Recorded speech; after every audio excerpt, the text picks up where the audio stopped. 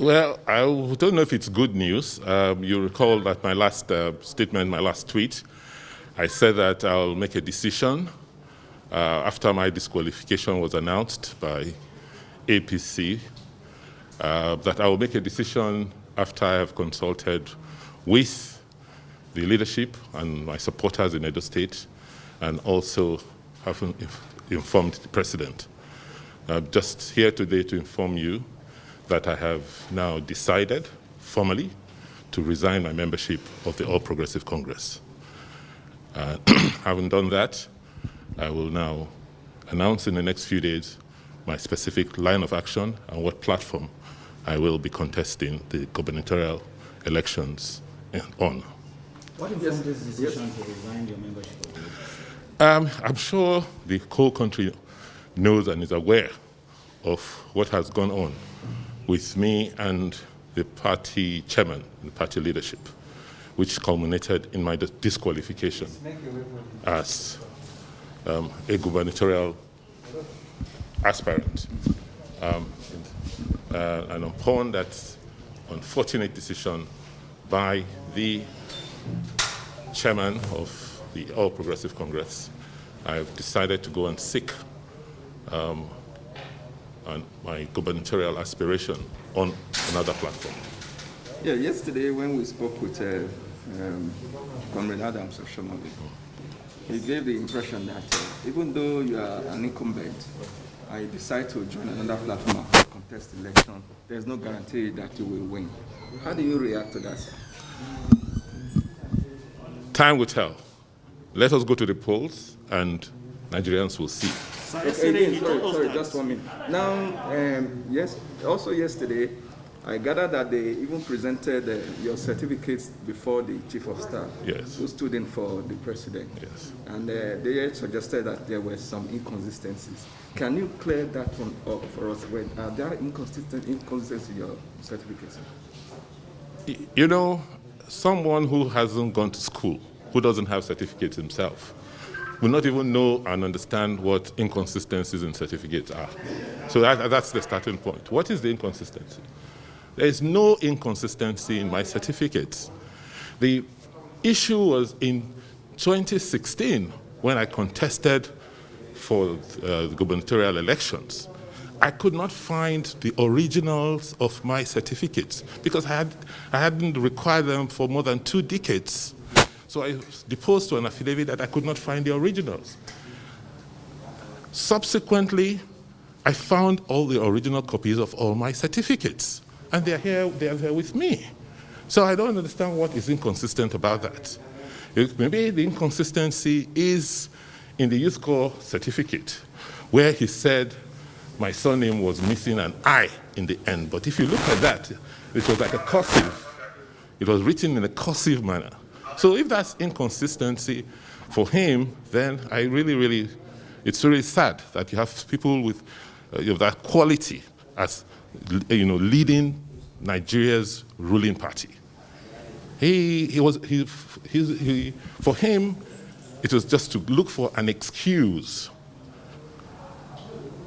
to take whatever decision he wants to take. And it's really sad that the party structure today gives him that sort of authority without any checks. And that is dangerous for any system or any institution. When you give authority and responsibility to people who don't have character, people who do not have fairness, a sense of justice, then that institution is imperiled. You met with the PDP state governors over the last few days. Yes. What were your discussions? Then what are the expectations from those discussions? First, these are my brother governors who are from my sub-region. Some of them have gone through the similar experience I'm going through. So it's only proper that when you have challenges of this nature, you go and talk to people who have gone through similar experiences for advice.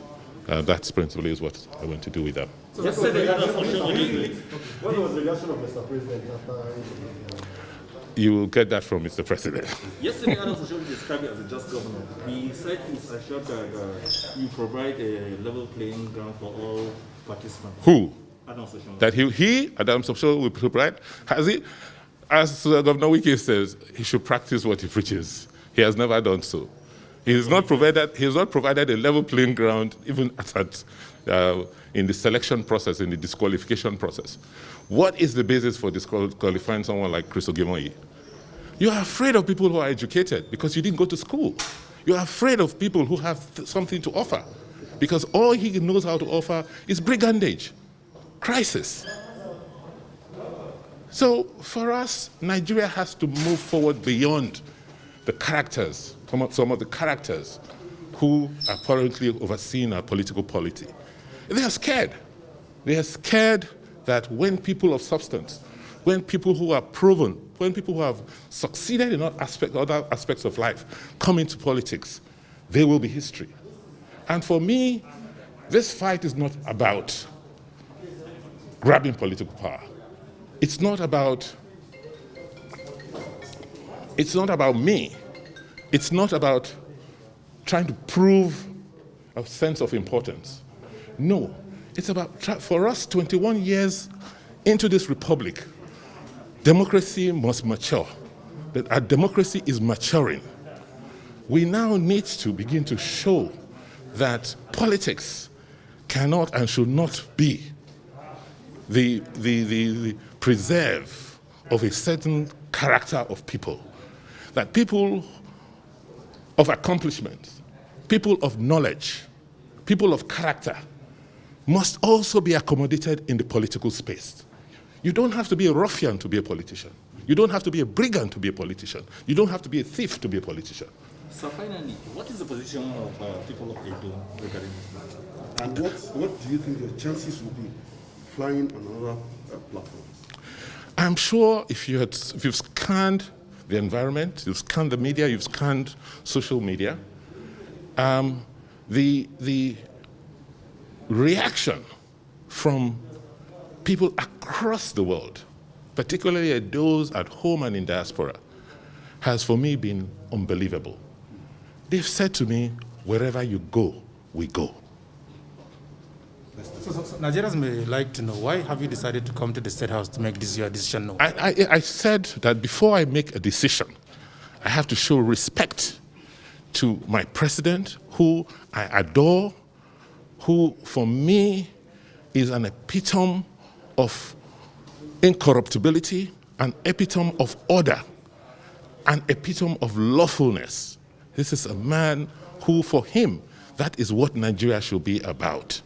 I think I owe him that respect to come and tell him what I have done and why I have decided to take the decision I took.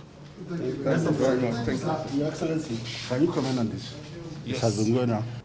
The recommendation that Governor Godwin Nogegase Obaseki is disqualified, again for reasons that were well stated in both the appeal committee report and the additional information supplied by the appeal committee. But let me also re-emphasize one important thing, that it's not about certificates alone. Important as those are, they are by themselves, they are things that are beyond our control.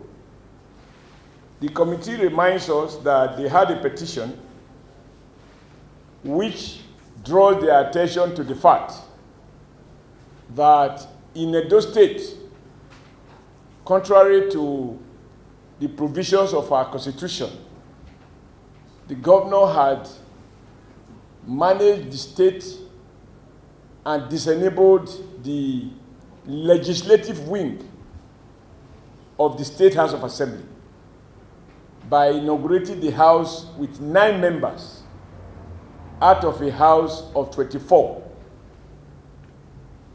Subsequently, one person was co-opted, and as they rightly acknowledged, 14 people are outside. This 14 includes 2 members of the House of Assembly representing Oredo local government area, which is the local government of the governor. It is unacceptable in a democracy that the executive manipulate and completely disenabled the legislative arm. The committee had noted, and I'd like to just amplify it, that even the president had intervened on this matter when he asked me to advise the Inspector General of Police to take steps to ensure that the illegal house is compelled to inaugurate everybody in accordance with the provisions of the law and the traditions of Parliament. And the governor went to court to obtain a court order to stop the police and DSS from carrying out this instruction, which I duly communicated to the Inspector General of Police and copied to the State Security Services.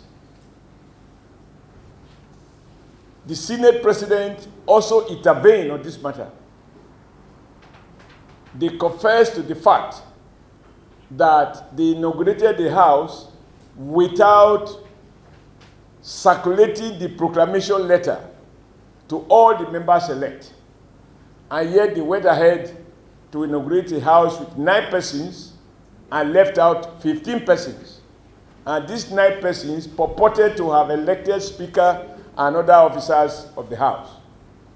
The effort made by the Senate President to have a peaceful solution, assuring the governor that he can pick or suggest whoever he wants, effort will be made collectively to ensure that the people vote for that person.